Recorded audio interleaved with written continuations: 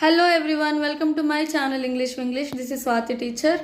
ఈరోజు నేను మీతో అందరూ చాలా కామన్గా చేసే మిస్టేక్ గురించి చెప్పబోతున్నాను. అది ఏంటంటే, మనం జనరల్గా ఎవరినైనా మీ నాన్నగారి పేరేంటి, మీ అమ్మగారి పేరేంటి అని అడిగినప్పుడు what is your mother name, what is your father name అని అడుగుతుంటారు చాలామంది.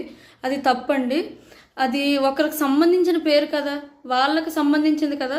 సో అప్పుడు మనం అపోస్ట్రఫీ ఇంకా ఎస్ యాడ్ చేసి అడగాలన్నమాట. ఏదైనా వస్తువు ఎవరికైనా సంబంధించిందని చెప్పినప్పుడు కూడా అప్పుడు కూడా ఆ రెండు యాడ్ చేయాలి. ఎట్లా అంటే, ఇది రాణికి సంబంధించిన బ్యాగ్, రాణి బ్యాగ్ ఇది అని చెప్పడానికి ఇట్ ఈజ్ రాణీస్ బ్యాగ్. అది రవి బుక్ అని చెప్పడానికి దట్ ఈజ్ రవీస్ బుక్ అని చెప్పాలన్నమాట. సో ఇట్లా అపోస్ట్రఫీ అండ్ ఇంకా ఎస్ యూస్ చేసి చెప్పాలి.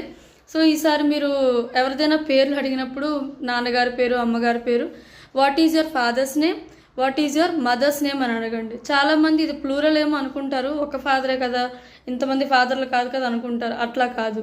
అక్కడ అపోస్ట్రఫీ లేకపోతే అప్పుడు ప్లూరల్ అవుతుంది. అపోస్ట్రఫీ పెడుతున్నాం కదా, సో వాళ్ళకి సంబంధించింది అని అర్థం అనమాట.